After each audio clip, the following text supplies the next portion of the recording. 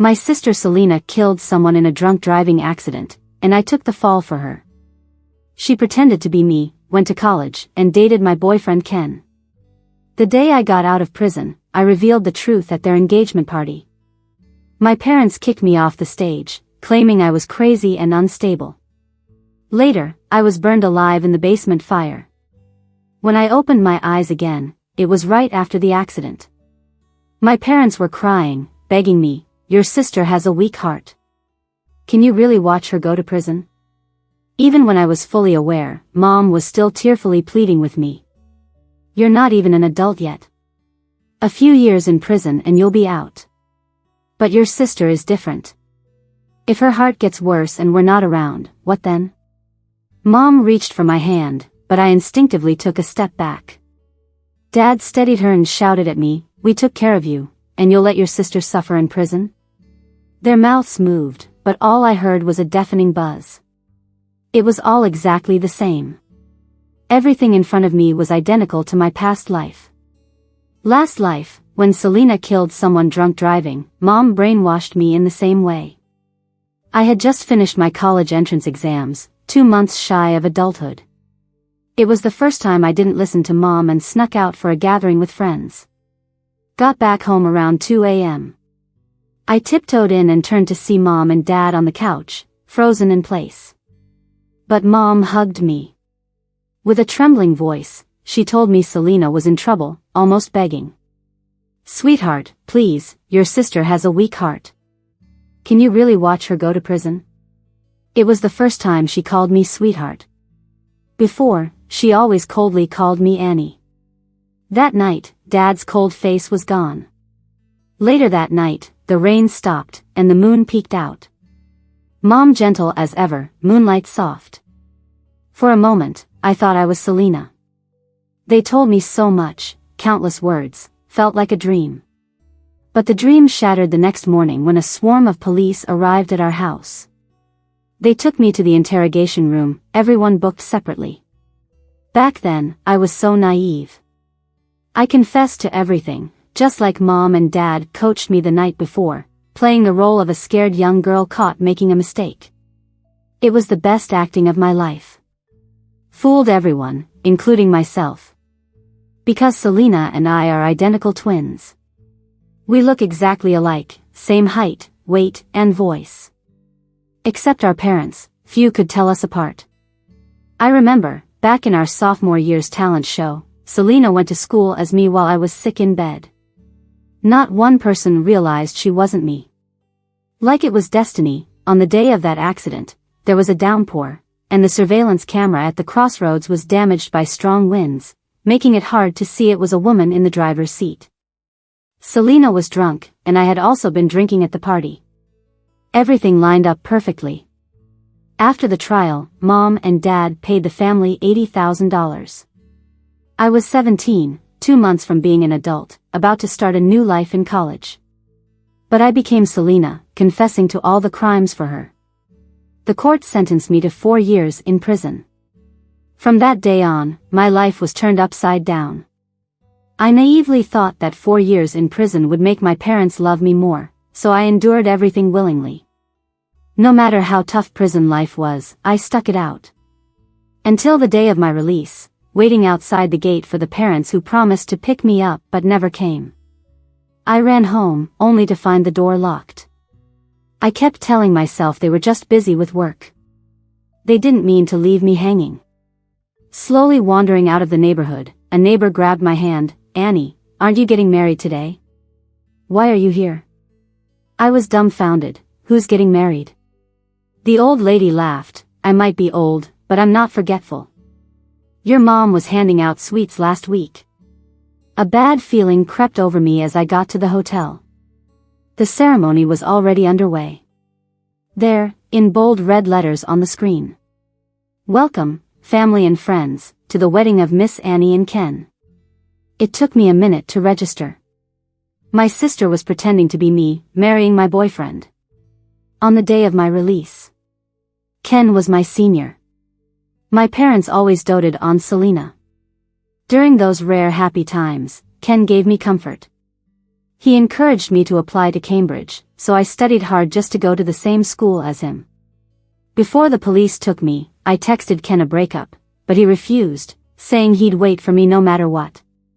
But now, Selena was in a wedding dress, Ken putting a ring on her finger, their kiss urged by the crowd. Whispers spread below. The bride's a Cambridge grad and works at a TV station. The groom's 2 years her senior. They really are a perfect match. They have such accomplished kids. Except for their first daughter, but let's not go there. It took me a while to come back to my senses. My first choice on the college application was journalism at Cambridge. Since I was young, I admired broadcasters speaking confidently on stage. To overcome my fear, I uploaded reciting videos online for motivation, unexpectedly gaining a following. Ken was the school's go-to host, encouraging me from the official account. That's how we met. Once, when I wasn't looking, Selena took my phone and posted a video. No one in the comments noticed it wasn't me. When I found out, she brushed it off, calling me petty. Mom and Dad were always on her side. It ended unresolved. Before Selena took a break, her grades were bad. Being out for years, there's no way she'd get into Cambridge. So she used my acceptance letter, went to college, and married my boyfriend. I snapped. Losing control, I stormed the stage and grabbed the mic. Selena killed the person, not me. Gasps from the crowd. Who is that? She looks just like the bride. It's Ben's other daughter, right? I thought she went to jail for a hit and run. What nonsense is she spouting? No one expected me to show up. Mom climbed up, visibly panicking. Slapped me, Annie, it's your sister's big day. What are you talking about? Ignoring the blood on my lip, I yelled to the crowd, I'm not lying. She killed that person. I went to prison for her. Her diploma is mine. In extreme emotion, people gain superhuman strength. It took several to hold me back. I wanted to settle things with Selena. But Ken stood protectively in front of her, looking at me like I was a threat. Selena hid behind him, barely holding it together like a delicate butterfly about to break. Sis, you finally came out, she said, her eyes filled with tears. But there was poison in her gaze. Don't worry. Mom and Dad will get the best doctors for you. We're all here for you. With those words, everyone decided I'd gone crazy after prison, talking nonsense. Who believes a crazy person anyway? Not long after, my dad had security drag me off stage. The drama ended there. They locked me away in a dark, dreary basement. I was miserable all day long. Eventually, I was burned alive in a fire. Annie, please, Mom begged, Selena is your sister. I felt a wet touch on my shoulder and snapped back to reality. Mom was crying rivers beside me. She was genuinely worried about my sister. Even Dad, usually so stern, was gently urging me to confess and take Selena's place. Was it also your idea for her to take my college acceptance letter? I asked. I'm only 17. My life is just starting. Yet, I felt like an outsider, with nobody caring about my future. Even in death, I died in such a pathetic way. Mom, Dad, do you know how it feels to have your skin burned by flames? Of course, they didn't. While I was dying, they were on a plane to the Maldives. Because Selena wanted to honeymoon there. She had read my diary. I dreamed of going there with Ken. But now, that chance was gone for good. My screams echoed through the tiny basement. No one came to save me. They all just thought I was nuts. In my last moments, I thought I saw Mom walking toward me. I really wanted to ask her, Selena is your daughter, but aren't I too? Why can't you love me, even just a little? No one answered in life, and no one would after death. At 21, I died in that cramped, suffocating basement. It was a neighbor who noticed the smoke. By the time the firefighters arrived, I was nothing but ashes. My spirit stayed trapped in the house. I watched my parents rush in. They looked more saddened by the ruined house than anything else. The neighbor had to remind them about me. Mom and Dad shed a few tears before contacting a real estate agent to find a new home. It made me remember when I was 5 and fell down the stairs. I called out to Mom as I cried in pain, but she just stood there with cold eyes. Because I didn't get to a hospital in time, I bled a lot and ran a high fever for a week. When I came to, my memories felt like they were under a fog, like I'd forgotten something important. A doctor said it was brain damage causing memory loss, but there was no real harm. It was around then that I noticed Mom started disliking me. She couldn't stand me eating spicy food, but Selena loved it. Every meal, Mom cooked what Selena liked, and I had to eat plain rice. During those happy family meals, Selena would ask, "Annie, don't you like what Mom made? Why aren't you eating?" She'd put some spicy crab into my bowl, flashing me a playful wink. "Try it. It's delicious." I held my chopsticks tightly, and one taste made me cough. Mom glared at me with an anger I hadn't seen before and slapped the bowl from my hand. "If you don't want to eat, then don't. I work so hard cooking every day, and you complain?" Annoying. I was too scared to say a word until Mom locked me in the storage room. It was dark, with rats rustling around. I was terrified, crying out for her, banging on the door. But it was no use. She'd already gone upstairs. Through the glass, Selena stood there, smiling with a cup of milk. Eventually, I was too drained, curling up in a corner and falling asleep. A cleaning lady found me the next day. I remember from that time onward, Mom grew colder toward me, dragging Dad along too. Business people tend to be superstitious. A fortune teller told Dad Selena and I were like twin stars, with different fates. Selena would bring good luck, but I'd bring bad, scaring away his wealth. So he always favored Selena. Even after I died, they only shed a few obligatory tears. It wasn't sadness, they felt relief. I was just a burden, a crazy, bad luck magnet. 2 months later, Selena and Ken came back from their Maldives honeymoon. They seemed head over heels, like my death was just a page turned. Selena had a daughter, making my parents smile ear to ear. To outsiders, our family looked picture perfect. Selena lived my life, with my name and degree, with my boyfriend. Hate and fiery anger consumed me, nearly drowning me in rage. A strand of sanity pulled me back.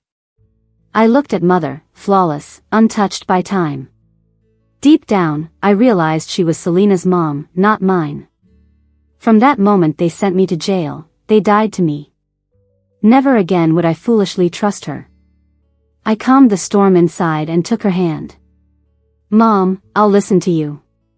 She sobbed, hugging me, "Annie, you're such a good child." I let her hold me, feeling nothing. Her warmth used to catch me off guard and move me to tears, willing to do anything. But now, it felt disgusting and ironic. Only when it benefited Selena was I seen as good. Now that Selena hit someone drunk driving, Mom didn't even ask her herself, she turned to me for help. Dad gave my shoulder a soft pat. "Annie, don't worry. I'll get the best lawyer. After, we'll live well as a family." I numbly nodded, forcing out a few tears. How ironic. Their idea of living well was vacationing in the Maldives, leaving me to burn in a basement. To secure Selena's future, they ruined mine. I hugged Mom back, whispering, "Would you do it for Selena? You were in the car too." The next morning, the police came as expected. The scene mirrored last time. The family quietly looked at me. Selena anxiously twisted her hands, ducking behind Dad. It was her tell, a childhood habit when she got nervous. As her sister, I knew it well. Even the best performance could falter with her guilt before finding a scapegoat. A force pushed me forward, and Mom gestured for me to step out. Under everyone's watchful eyes, I rubbed my sleepy eyes and said, "I don't know. I was at a school reunion last night and didn't get back until 2 a.m. Then I turned to Selena. Sis, didn't you drive home last night? Selena's face froze. Mom and Dad were stunned too, clearly not expecting my turnabout and unsure of how to react. The cops looked us over and ended up taking everyone in. In the interrogation room, the four of us were separated to give statements. I didn't deliberately divulge any hints, just answered their questions. There were just 2 people at the accident scene. This time, I wasn't going to be the scapegoat. Finding out who was responsible between the 2 of them wasn't hard. In the end, Mom and Selena were retained as prime suspects for further investigation. As soon as we got home, Dad was furious and slapped me. Annie, did you do that on purpose? I held my throbbing face and decided to drop the act. I confronted him. Yeah, I did it on purpose. It wasn't my mistake, so why should I take the fall? My dad was livid. We fed and clothed you, raised you to this age, and you still talk back. You're such an ungrateful daughter. Yeah, maybe I am ungrateful, but isn't Selena too? I've always had to give in to her. Why? Just because her heart isn't healthy, I'm supposed to yield to her everywhere? The pain from the fire of a past life felt as fresh as yesterday, and I lost control a bit. Just because she's got a weak heart, doesn't mean I have to put up with everything. I've always done what Mom wanted, gave Selena everything she wanted. It's not me who hit someone with a car, it was her mistake. Why should I sacrifice my life to cover for her? Selena's your daughter, am I not? Dad, am I even your real kid? I shouted, tearing at my heart. Dad froze, his mouth opened as if he wanted to say something, but he stayed silent. Maybe it was my imagination, but I thought I saw a flash of confusion on his face. And a flicker of guilt. The next day, a phone call woke me up. It was Ken, asking to meet at the mall. I got there an hour early. It had almost become a subconscious habit. Ken always used to say he was busy, so it was always me waiting. But this time, he was even earlier than me. Meeting him again after so long, he was still the same boy in white from my memories. But something seemed different about him. A flashback of our first meeting crossed my mind. It was at the 100-day countdown ceremony. Ken was a university entrance exam guaranteed place recipient, confidently delivering a speech on the podium. The sunlight cast a golden glow around him. All the girls in the audience were watching him. He was such a spotlight figure, that I used to doubt myself. How could someone as extraordinary as Ken like someone as ordinary as me? But he just laughed and messed up my hair. I like you, no need for a reason. Back then, I naively thought my luck had finally turned. It didn't matter that Mom and Dad didn't like me, someone did. Ken, right? Until one night after class, he walked me home. Selena fell for him at first sight. She was in the 2nd year at home during her suspension. Her mood swings were unpredictable, always looking to pick fights. From a young age, Mom drilled into my head that I had to let her have her way because she wasn't well. But when she started prying into Ken, I refused. She lost her temper and ran to tattle to my parents that I had a boyfriend. Mom hit the roof, as if finding a trigger, grabbed a broom and beat me. So young and already seducing boys. I'll teach you. I bit my lip to stop myself from crying out. When Dad got home, Mom vented her anger to him. His softened face turned dark. The end result was my phone got confiscated, cutting off contact with Ken. With large bruises on my back and butt, I couldn't sit up, just lie there. It took weeks to heal. When I got back to school, no one asked what happened. I later realized it was Selena. She impersonated me at school while I was bedridden. Around that time, I noticed Ken would mention things I didn't get. For example, I don't like cilantro, yet when we had noodle soup, he'd absent-mindedly have the staff add cilantro. I don't follow pop idols or fan lingo, nor does Ken, but he'd reflexively hold up merchandise asking if I liked it. I don't follow idols. I'd reply. He'd pause, then calmly put it back. Really? I must have been mistaken. A lot of girls in our class like it, I thought you did as well. Liking cilantro and standing idols weren't my things, they were Selena's. Back then, I didn't realize that my sister and my boyfriend were seeing each other behind my back. In places where I couldn't see or hear, they already had memories that had nothing to do with me. Maybe, deep down, I sensed it, but I didn't want to believe it, didn't want to shatter the beautiful dream. To me, Ken had the ideal glow of a first love. He was my light, my redemption. So, I kept lying to myself, it was all a lie. But learning from last life's lessons, I wouldn't let history repeat itself. At lunch, I picked a restaurant. While waiting for food, Ken couldn't hold it in anymore. He asked nonchalantly, "How's your sister doing?" I focused on my meal, not even lifting my head, "I don't know." He frowned and reprimanded me, "Annie, you're her sister, how can you not care about your family?" With a calm tone, I asked, "Ken, what role do you have in asking about this?" A flicker of panic crossed his eyes before he quickly regained composure.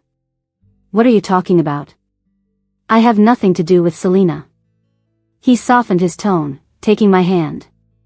"Annie, don't overthink. Selena's your sister. Your family. It's normal for me to ask about her." I nodded, set down my chopsticks. "True, it makes sense for you to care about her. So, are you my boyfriend or Selena's?" From my bag, I pulled out printed chat logs and placed them in front of him. His face stiffened, but he still put up a front. "What does this prove?" "Selena's your sister, why shouldn't I talk with her a bit?" A crippling sense of sadness and absurdity surrounded me. Even now, he wouldn't admit it. Suppressing my disappointment, I couldn't help but taunt, "Talk a bit? A sister's boyfriend can remember her menstrual cycle clearly? Is that what you'd call a chat? Selena said she couldn't sleep, and you stayed up talking till 4 a.m. with her. You find that appropriate?" Had I not accidentally found Selena's old phone, I would have remained in the dark forever. Last year on my birthday, Ken said he wasn't feeling well, apologizing for not being able to see me. I told him to rest early. Never guessed he turned around and chatted with Selena all night. No wonder. No wonder Selena was all smiles back then, looking at me with that condescending pity. People, if something's not yours, just let it go. At that time, I didn't get what she meant. She must have been laughing at me inside. In the end, I'm the only one who got played. I foolishly hoped Ken didn't know either. But the truth was right there, he was already sneaking around with Selena. I looked at him coldly. After a while, Ken pressed his lips together. "Annie, I didn't know she was pretending to be you back then." I suddenly laughed. "Even now, you're still lying to me? Like I'd buy that crap." Ken's smart, how could he not see Selena wasn't me? Even though Selena and I look identical, there are big differences if you look closely. She writes left-handed, I can only use my right. She loves spicy food, I have stomach issues and am allergic to chili. Once, there was a cooking event at school. Ken was part of it and was thrilled for me to try his cooking. Looking at the plate full of red, I didn't hesitate and took a bite. I held back my nausea and told him it was good. I was so in love back then that I didn't sense anything off. I'd told him more than once about my stomach issues and avoiding spicy food. Yet he seemed to forget or mix things up. Just like that time, I even ordered some dishes with peppers. Ken didn't notice at all and just served me mechanically. Looking at the peppers he put in my bowl, I couldn't help but think of our first date here. When we walked in, he told the server, "My girlfriend can't eat spicy food, so no peppers in anything." There were a lot of people then, and he made sure to say it twice. Now, all he could think about is Selena, ignoring me completely. Meeting up felt like he was just going through the motions. The difference between love and no love is painfully clear. In this lifetime, I'm not going to compromise anymore. After I broke up with him, I didn't bother listening to Ken's excuses and just took off in a cab. Back home, my stomach was aching. I took some medicine and curled up on my bed. The crystal ball Ken gave me was on the nightstand. When you're upset, you tend to think about the past. My thoughts drifted back to a winter night when I was 5. I remember Dad was always busy, often on business trips, and rarely home even for New Year. That year, he came back just in time for New Year's Eve with a crystal ball in hand. The little princess inside danced to the music, shaking it made snowflakes fall, something I'd never seen. But there was only one. Selena held onto it, not letting go. I watched from the corner, wanting a turn. Noticing, Selena approached, holding the crystal ball. "Wanna play with it?" I nodded eagerly. She winked mischievously. "All right, you can play for a while." I cupped my hands carefully, yet before she put it in my hands, she let go, and it shattered instantly. Mom rushed over, and Selena cried in her arms. "Mom, Annie broke my crystal ball." Mom was furious and slapped me, so jealous at such a young age. "How could I have a daughter like you?" Dad, who tried to be the peacemaker, sided with Mom, giving me cold looks. I later learned his business partner took off, leaving him with debts. A fortune teller told Mom that breaking things was a bad omen, which made Dad really upset. In the end, I got locked in the dark storage room. No heat, wearing just a thin sweater, I shivered, hugging myself in the corner. These memories stacked up, becoming my childhood. I've lost count of how many times I got locked in that dark room. All I knew was Selena was always the princess in the sun, while I strived to find warmth in the shadows. How could Ken not tell the difference between us? Dad was overwhelmed with the chaos from Mom and Selena's issues. He had Uncle Chris over to discuss strategies. Chris is my dad's college buddy and a well-known lawyer in the city. I've heard Dad say Chris once used his savings to help him through a tough spot when his business was failing. They're really close, always in touch during holidays. I overheard Chris say that regardless of the verdict, getting the victim's family to forgive them would reduce the penalty. They acted quickly, heading straight for the hospital. I followed closely behind, disguised. The man who got hit is named Matt, a construction worker in his 50s. He's now covered in tubes in the ICU. The nurse said he was too frugal to take the bus and got in an accident while walking home in the rain. His organs are all out of place, and machines are his only lifeline. Being in the ICU is pricey by the day. At the end of the hall, Chris was negotiating with a woman. She must be Matt's wife, looking pale and worn, clothes patched and faded. A skinny little girl peeked from behind her, timidly. Clearly, they're not well off. Matt seems like their backbone. Without him, the family would be devastated. I couldn't hear their conversation from afar, only seeing the woman's scared and panicked look. Suddenly, Chris said something that made her emotional, her face turning beet red. Then he handed her a slip of paper. I saw it clearly now, a check. Her face turned ghostly pale. After hesitating for a long time, she trembled as she took it. She held the little girl, squatting down and sobbing quietly. Turning around, my dad was nowhere to be seen. I found him in the stairwell. He was smoking. The cigarette end glowed on and off, one after another. I hadn't seen Dad smoke in a while. He quit so easily during my sister's illness. It made me a bit sad. Honestly, my dad isn't bad. In some ways, he's a good guy. He quietly donated funds and supplies during the flood a couple of years ago. Dad has scars on his back that scared me as a kid. I later found out they're from when debris fell on him in a rescue mission during an earthquake 10 years ago. The child he saved back then is now in college with his support. Last year's pandemic had older folks in the neighborhood unable to get groceries online, so he bought and delivered them himself. No matter his business profits, he always donates part to help build schools in remote areas so more kids can learn. Even though the fortune teller deemed me a bearer of bad luck, costing him money, he never skimped on my needs. If Mom refused to enroll me in classes that Selena took, he would pay for me. Mom would argue with him over it, but he stayed silent. Even though he often got mad at me and wasn't a perfect dad, setting that aside, he did do a lot of good things. He's definitely not a bad person. Now that Mom and my sister are at the police station, my dad, being the emotional guy he is, would do anything to help them. As I was deep in thought, right after leaving the hospital, someone blocked my way. "Miss, want your fortune told?" A man in a Taoist robe stopped me, stroking his beard. Behind him was a small stall with weird symbols on a fortune-telling banner. These folks are probably scammers. I waved my hand. "No, thanks." He persisted, "You have a fortunate face, just one reading." I pulled down my mask, emphasized, "I really don't need it." He wanted to say more but stopped after meeting my eyes. I didn't think much of it and took the chance to slip away. Things moved faster than I imagined.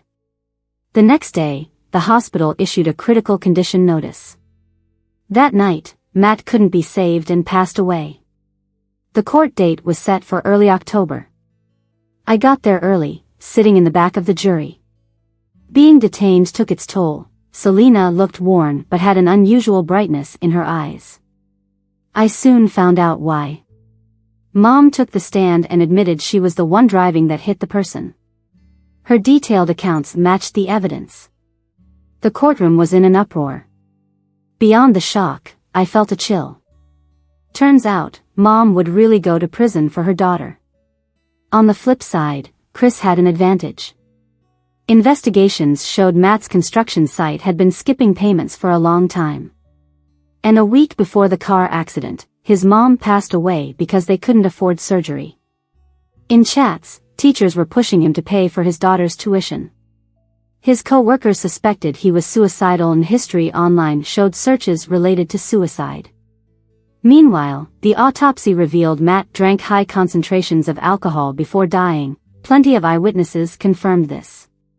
On the day of the accident, intersection footage caught him stumbling, often stepping off the crosswalk. Lawyer firmly claimed Matt, likely, intended to commit suicide under the influence, having motives to cause a traffic accident for compensation. He pushed the judge to lessen the vehicle owner's criminal responsibility based on the fault level. The final verdict was to be announced a month later. Selena's actions didn't constitute a crime. She was acquitted on the spot. On the way back, Dad drove with Selena in the passenger seat. She clutched his hand, crying her eyes out, "Dad, it's all my fault, I was so scared." Mom said she couldn't bear seeing me in prison, wanted to take the fall for me. No matter how I tried, she wouldn't listen. "It's all my fault, I really let her down." Sure enough, I saw a hint of pity in my dad's eyes. He patted Selena's head, "Selena, don't cry, I'm not blaming you. Things are as they are, Dad will consult the lawyer for the best plan, trying to get Mom out soon." I looked at Selena from the back seat, feeling utterly cynical. Selena always knew how to act weak. Growing up, no matter her mistake, if she mentioned her illness while crying, our parents wouldn't blame her. I was her scapegoat.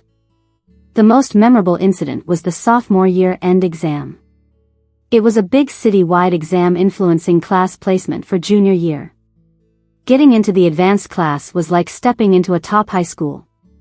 Selena sucked at studying. The night before the exam, she came to my room.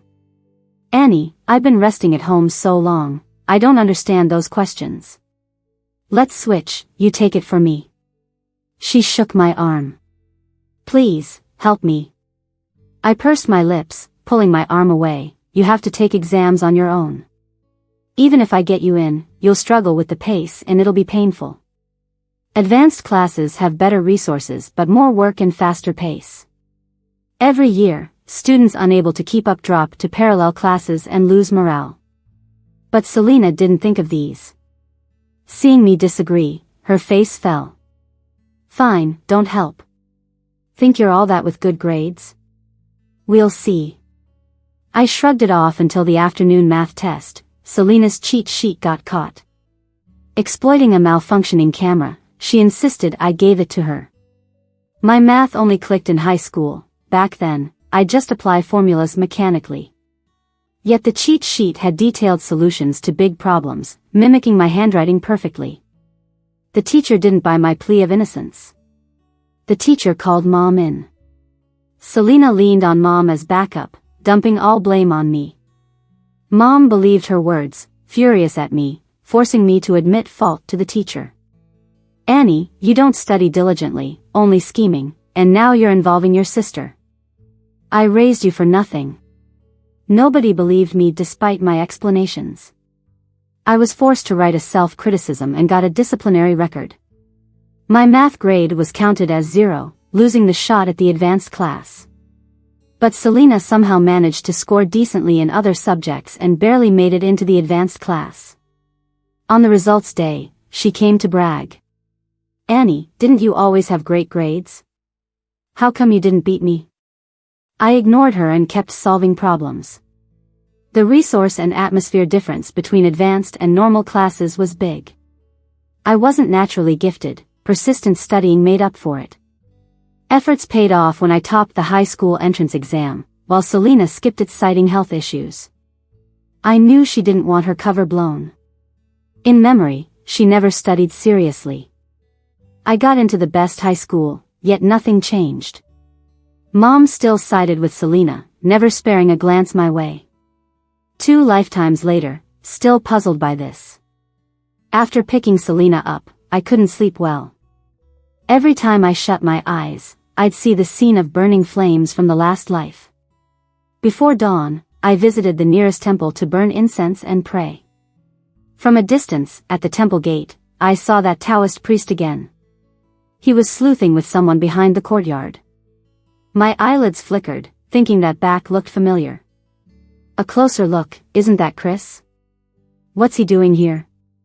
I remembered Chris was a materialist, since when did he buy into this? Afraid he'd get scammed, I quietly followed. Just in case, I could step out and stop any conning. Early dawn, the temple was almost empty, the courtyard deserted. A rockery was the only hiding spot. I hid to eavesdrop. Taoist, don't push it, I already paid you. Chris, an accomplished lawyer like you, earns quite a bit yearly. My heart sank, was Chris actually conned? The conversation continued, I listened in closely. 6 Chris, we've already settled everything when I paid you for your services. If you keep bringing this up, I'll report you for extortion. Whoa, Chris, don't take it so seriously. Isn't your side chick still giving you money? With her husband making so much from his business, don't tell me you haven't gotten anything out of it. Wait a second. Is this what I think it is? A side chick? Business deals? Chris, is this really the kind of person you are? Chris, I helped you out big time. You should remember it was my idea to convince her husband that their youngest daughter was a bad omen. What more do you want?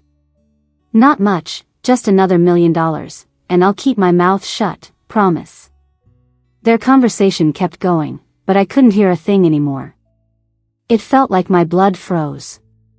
I clutched my aching head, trying to push out a memory that was struggling to surface. The images were flashing by fast. Bits and pieces of memories clicked into place, forming a full picture.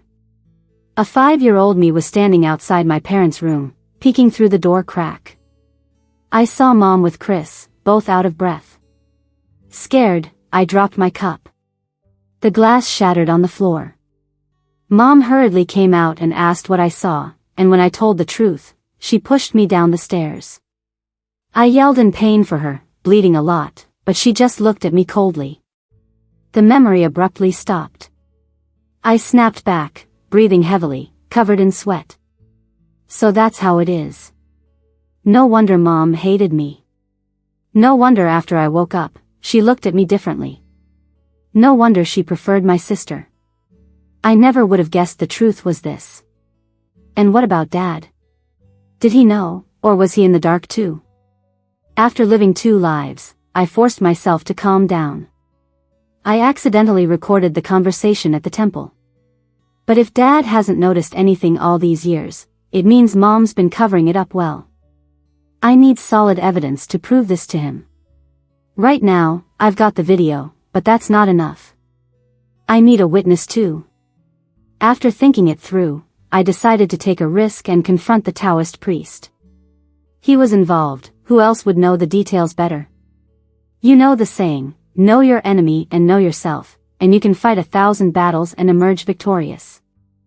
I paid someone to find out about the priest. His real name is Benton, from London, no parents, raised by a neighboring grandma. He became a fortune teller's apprentice at 6 and started on his own at 15, roaming around New York, pretending to be mystical at temples and hospitals. Once I figured out his routine, I staked out his usual spots. After 5 days, I finally caught him at the temple entrance. Benton looked like he'd seen a ghost and bolted. Luckily, I was prepared. I hired a few big guys to act as bodyguards to catch him. To set the right atmosphere, I even rented a van to tie him up and take him to an abandoned factory. He was strapped to a chair, screaming like crazy. I got straight to the point, spill it. How much did Chris give you? I'll pay double. He was suspicious. What do you want? I toyed with his trigrams mirror. Nothing, just need you to be a witness, prove Chris and Kate's affair. He stayed tight-lipped, turning his head away. I don't know what you're talking about. Really? You sure you're not just pretending? I showed him the video on my phone. Benton's eyes went wide. Where did you get that video? None of your business. I put my phone away and took the gun from the bodyguard, pressing it to his forehead. Benton was a coward, the kind that would fold under pressure. Stop beating around the bush. Are you gonna talk or not? I pulled the trigger, and he wet himself in fear. He stammered, this is illegal. I'll get the cops to arrest you. I couldn't help but laugh at how ridiculous he sounded. I pressed the gun harder into his forehead. You think you're clean? You've been conning people for years, swindling life savings. Do you think the police would arrest you if I reported you? Oh, and by the way, what do you think your grandma Lily would say if she knew what you've been up to? Lily's the one who raised Benton. She's 96 now and can't handle stress. She was always against his life of deception, only wanting him to get an honest job. His face went pale when I mentioned her. Please don't tell her. Okay, fine, I'll talk, all right? Without a hint of emotion, I pressed the button in my pocket. The mini camera in the corner lit up with a red glow. Benton took a deep breath and laid it all out, revealing a shocking secret. Afterward, I compiled the video, audio, and physical evidence and sent it to a lawyer. They put everything together and initiated a civil and criminal suit against Chris. Chris and my mom colluded to kill my grandma. When the cops came for statements, Dad was stunned. All this time, he'd thought Grandma's death was an accident. Learning the truth, he couldn't hold back his emotions. Benton said Chris spilled the beans while they were drinking. My mom applied a special liquid to Grandma's shoe soles, causing her to accidentally fall and die. This liquid was colorless, odorless, and volatile, easy to overlook and sourced from abroad. Grandma passed 2 years ago, and everything was already cremated. Collecting evidence was challenging and time-consuming, but the police found clues from Benton's testimony. 2 years ago, Chris returned from studying abroad, and instead of heading home, he checked into a hotel. Coincidentally, Mom had a client at the same hotel, in the same type of room, on the same floor. Half a month later, Grandma, an energetic and strong woman, died from a fall on the mountain. She loved collecting herbs, carrying a basket there all the time. The shoes she wore that day were new ones from Mom. Tests found residue on the shoe soles matching the special liquid. When Chris returned, Customs found the same liquid in his bag. If all this isn't enough to prove things, Chris' reaction was the final nail. In the interrogation room, he was handcuffed to a chair. From calm denial at first, to a crazy mocking laugh later on. He looked at my dad's devastated appearance, his face twisted with a grin. You really think Kate loves you? Stop dreaming, she's just after your money. Ben, what gives you the right? Kate is clearly with me. We're the ones who are meant for each other. You and your mom broke us up. You both should just die. I could hear him yelling from the other side of the glass window. That's when I realized, my mom was Chris's girlfriend in the beginning. Her family was struggling, so her mom forced her to break up with Chris and find someone rich. But neither of them wanted to, and only pretended to split up due to parental pressure. Later, my mom got together with my dad for money but never really cut ties with Chris. To avoid her son's heartbreak, my grandma even arranged for Chris to study abroad. Little did she know the two of them would harbor resentment and plot such a vile act. I wonder if Grandma regrets her decision up there. At the end of November, the court verdict came out. The defendant, Selena, was sentenced to over 7 years for drunk driving and fleeing the scene, which resulted in death. Yup, it wasn't Mom, it was Selena. Nobody knew that on that rainy night when I was reborn, I quietly set my phone to record by the door while bending down to change my shoes. As for my mom, she not only tried to shield the real culprit, but was also convicted of attempted murder, resulting in a life sentence. Chris went to prison too. The house became really quiet all of a sudden. It was just me and my dad left in this big house. Everything took a huge toll on him. My dad lost a lot of weight, and overnight, his temples sprouted patches of gray hair. He seems even more at a loss when facing me now. He tries to show affection like Mom used to do with Selena, making my favorite soup, praising me whenever I got a scholarship, even trudging through heavy snow to get me a snow globe, even though it looks nothing like the one from my childhood. Such familial closeness still feels foreign to me, having lived through 2 lifetimes. But I don't push it away.